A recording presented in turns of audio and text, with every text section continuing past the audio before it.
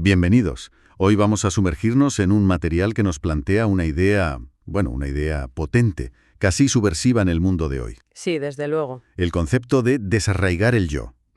Tenemos un estudio espiritual que se apoya en textos bíblicos, Colosenses, Mateo, Jeremías, y nos propone un viaje hacia adentro, la verdad. Totalmente. La misión que tenemos por delante es entender juntos qué es exactamente ese yo del que habla el texto. Claro. ¿Por qué insiste tanto en que no basta con podarlo, sino que hay que arrancarlo de raíz? Y, ¿qué se supone que encontramos al otro lado de ese proceso? Ajá. Y para empezar, nos lanza una frase que se queda clavada.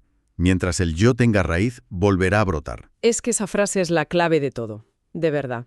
El estudio deja claro desde el principio que no vamos a hablar de los fallos evidentes. De lo superficial. Exacto. De los errores que se ven a simple vista. El foco está en algo mucho más escurridizo. Oculto. Sí. En las formas sutiles en que esa parte de nosotros, que llamamos el yo, se camufla. Por ejemplo. Pues habla, por ejemplo, del orgullo espiritual, que es ese yo sé más que los demás. Ya. De la autosuficiencia, el yo puedo solo. Del victimismo, el siempre me pasa a mí. O incluso, fíjate, de esa falsa humildad que en el fondo solo busca aprobación. Sí. Y para que no pensemos que esto es una metáfora suave, el texto afirma algo que marca el tono de todo lo que sigue. ¿El qué? Dice, Dios no poda el yo, lo arranca. O sea, nos está diciendo que esto no es una cuestión de estética, es una cirugía profunda. Entendido. Es una propuesta radical, desde luego. Vale, pues vamos a meternos en la primera idea que plantea, que es quizá la más directa y, en cierto modo, la que más nos interpela en nuestro día a día. Pues el primer punto lo titula Todo lo que no se arranca regresa. Un buen titular. Y para sostenerlo utiliza una cita de Mateo que dice Toda planta que no plantó mi Padre Celestial será desarraigada. La idea es sencilla pero muy potente. A ver. Podemos pensar que hemos controlado ciertas actitudes, que ya hemos superado el orgullo o esa necesidad de tener siempre la razón. Claro, que ya está superado. Eso es. Y puede que durante un tiempo todo parezca tranquilo en la superficie. Pero el texto nos advierte, si la raíz sigue ahí, latente, solo hace falta un poco de presión. ¿Un conflicto, una dificultad? Exacto, para que vuelva a brotar con la misma fuerza de siempre. O incluso más. Esto que dices es clave porque todos hemos vivido eso, momentos en los que reaccionamos de una forma que pensábamos que ya habíamos dejado atrás y nos preguntamos, ¿de dónde ha salido esto? Claro. El texto parece darle una respuesta. Exacto. Y esa respuesta la resume en una de sus frases de diagnóstico, una revelación, como la llama. Dice, la prueba revela la raíz. La prueba revela la raíz. Y esto lo cambia todo. Significa que cuando pasamos por una crisis, una discusión, una situación que nos presiona, ese conflicto no crea el problema. Interesante. No es que la prueba nos haga ser impacientes o egoístas. Lo que hace es actuar como un agente revelador. Como el líquido de las fotografías antiguas. Justo. El líquido que hace visible la imagen que ya estaba en el negativo.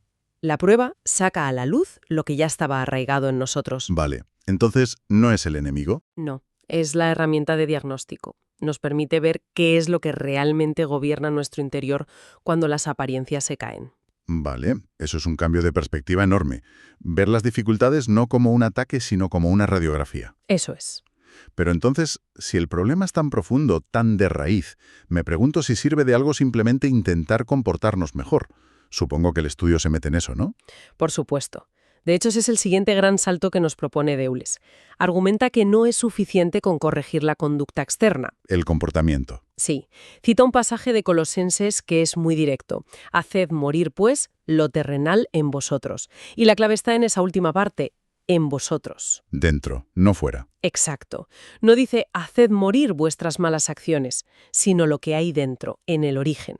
Según esta perspectiva, no basta con que hagamos o digamos lo correcto. Ni con que parezcamos muy espirituales. Nada. El foco se traslada del qué al por qué. Es que eso es mucho más exigente. Porque nosotros podemos aprender a comportarnos, a decir las palabras adecuadas, pero cambiar la motivación interna, eso es otro nivel. Totalmente. El estudio sostiene que la mirada de Dios, siguiendo la lógica de estos textos, va directa a la intención del corazón. Ajá. Y lo ilustra con 3 preguntas que nos dejan sin defensas. ¿Por qué lo haces? ¿Desde dónde lo haces? ¿Para quién lo haces? Son preguntas que nos obligan a ser brutalmente honestos. Podemos estar haciendo una obra de caridad increíble, pero si la respuesta a ¿para quién lo haces? Es para que me admiren, Todo cambia. todo cambia. Y la conclusión a la que llega aquí es demoledora. Un motivo incorrecto corrompe una obra correcta. Qué fuerte. Esto significa que dos personas pueden hacer exactamente la misma buena acción y desde esta perspectiva, una sería auténtica y la otra, a pesar de su apariencia, estaría viciada en su origen. Uf, eso da que pensar. Y me gusta que el estudio no se quede solo en la teoría, sino que baje a lo práctico. Nos ayuda a ponerle nombre a algunas de esas raíces para que podamos identificarlas en nosotros mismos. Sí, se vuelve muy concreto. Menciona, por ejemplo, la raíz de amargura de la que habla el libro de Hebreos. Que es esa incapacidad de perdonar, ¿no? Eso es, que acaba envenenándolo todo. Pero luego da una lista muy reconocible para nuestro día a día. Habla de la raíz del orgullo, que se manifiesta en pensamientos como yo sé más, yo tengo razón, mi manera es la mejor. Ya. También de la autosuficiencia, que es ese susurro que nos dice no necesito ayuda, yo me basto. El yo puedo solo. Exacto. O del victimismo, esa tendencia a sentir que el mundo está en nuestra contra. Incluso señala cosas como la competencia espiritual. El compararnos. Sí, compararnos con otros para ver quién es más algo, la necesidad de reconocimiento o el miedo al rechazo, que condiciona todo lo que hacemos. Es interesante cómo agrupa cosas que parecen muy distintas. El orgullo parece lo opuesto al miedo al rechazo, pero el texto las pone en el mismo saco. Y ahí está la genialidad del análisis. Lo que nos dice es que el yo es un maestro del disfraz. Ajá. Y la revelación que ofrece aquí lo resume a la perfección. El yo cambia de rostro, pero siempre busca permanecer. O sea que da igual la careta. Da igual si se manifiesta como arrogancia, soy mejor que tú, o como victimismo, soy más digno de pena que tú. Claro. Aunque parezcan opuestos, el texto argumenta que ambos gritan lo mismo. Mírame a mí. El foco siempre en uno mismo. El objetivo final es el mismo, la autopreservación y la autoexaltación. Mantener a nuestro yo en el centro del universo, ya sea como héroe o como mártir. Entiendo. Es el mismo actor con diferentes máscaras. Ahora, todo este proceso de mirar dentro, de identificar raíces, de arrancar, suena sinceramente muy doloroso. Lo es. Es contraintuitivo. Nuestra tendencia natural es huir del dolor. Pero aquí parece que se nos presenta como una parte inevitable del camino. Es que el texto no lo esconde. Al contrario, lo afronta directamente. Cita al profeta Jeremías cuando Dios le da una misión que empieza de una forma muy violenta. A ver. Le dice, «He aquí te he puesto para arrancar y destruir». Y solo después dice, «para edificar y para plantar». Primero destruir, luego construir.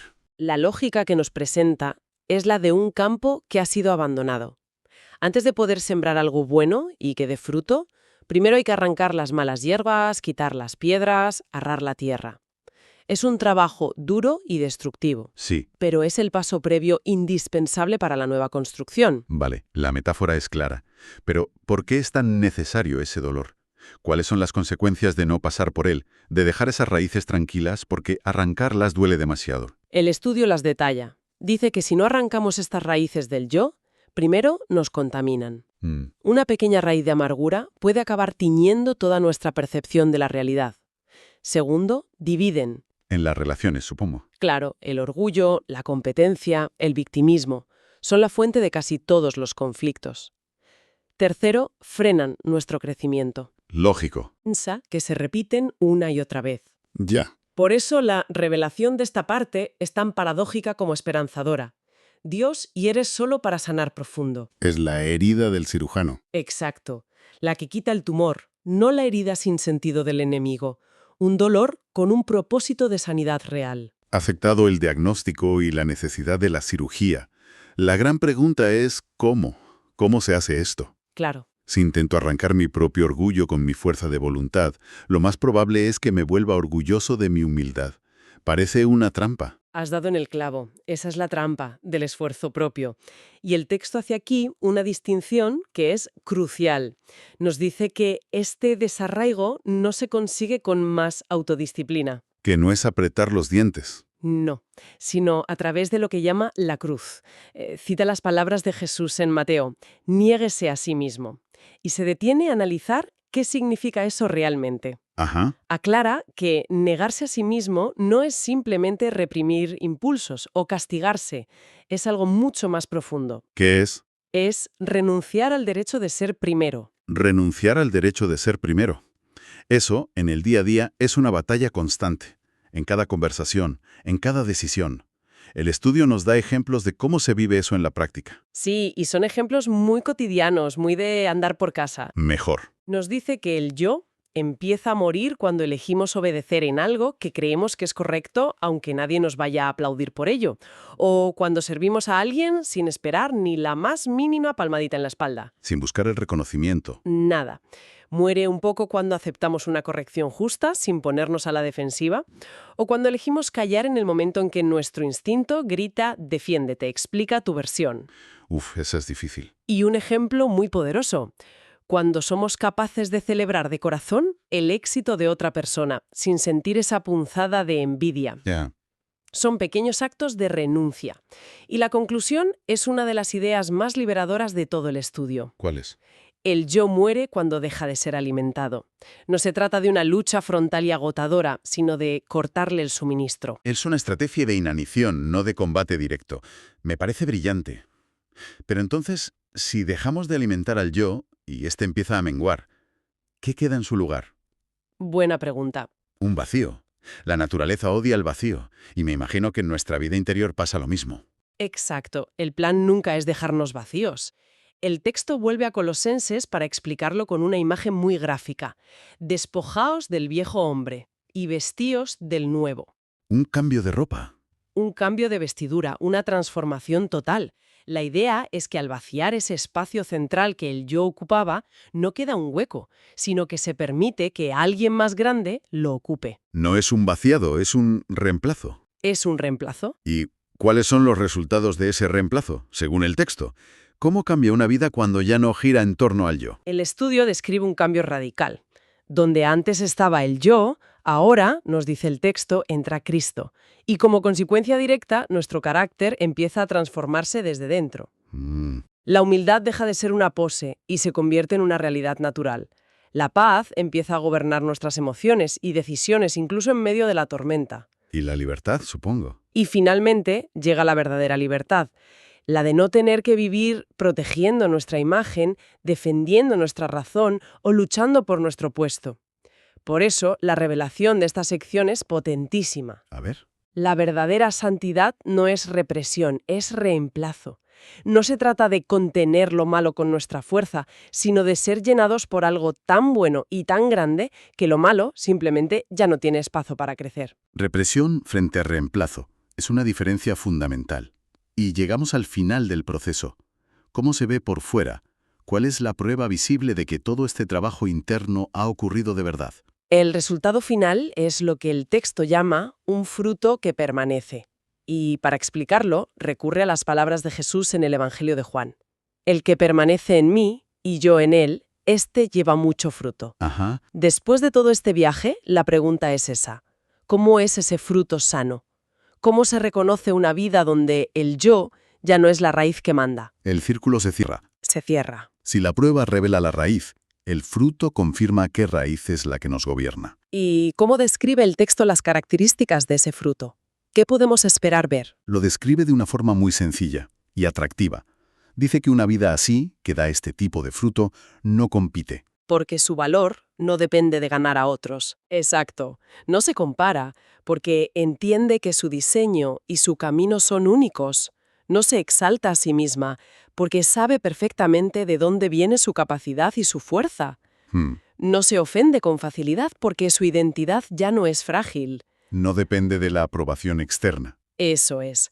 Y no siente la necesidad de defenderse constantemente, porque descansa en una seguridad que no es propia. Y el análisis se cierra con la revelación definitiva que lo ata todo. ¿Qué dice? El fruto revela qué raíz gobierna. Al final del día, lo que producimos en nuestras relaciones, en nuestro trabajo, en nuestra soledad, es el indicador más fiable de lo que realmente hay plantado en lo más profundo de nuestro corazón. ¡Qué viaje! Empezamos con el diagnóstico de un yo oculto y terminamos con el fruto visible de una vida transformada. Si tuviera que quedarme con una idea de todo este análisis, sería que no se trata de mejorar nuestro comportamiento para parecer buenos. No, va mucho más allá. Va mucho más allá. Es una propuesta de cambio de gobierno interno, dejar que el yo sea arrancado para que sea el espíritu quien tome el control. Y la promesa del texto es que con ese nuevo gobierno vienen una libertad y una autoridad que por nosotros mismos jamás podríamos alcanzar. Exactamente. Y la reflexión final que nos deja el estudio, casi como un eco de su oración de cierre, nos sitúa ante una elección fundamental. Una elección. Una elección que el propio texto resume en una de sus frases más desafiantes, la que existe entre el dolor de ser libre y la comodidad de seguir igual. ¡Uf! ¡Qué dilema! Este análisis nos invita a preguntarnos no solo qué raíces pueden estar operando en las profundidades de nuestro ser, sino, y esto es lo verdaderamente importante, si nosotros estamos dispuestos a entregarnos a ese proceso de ser sanados desde la raíz, Con todo lo que implica. con todo el dolor y toda la gloria que eso implica. Es una pregunta que queda abierta, resonando mucho después de cerrar el libro. Creciendo en Cristo, de Iglesia de Cristo Cancún, región 94.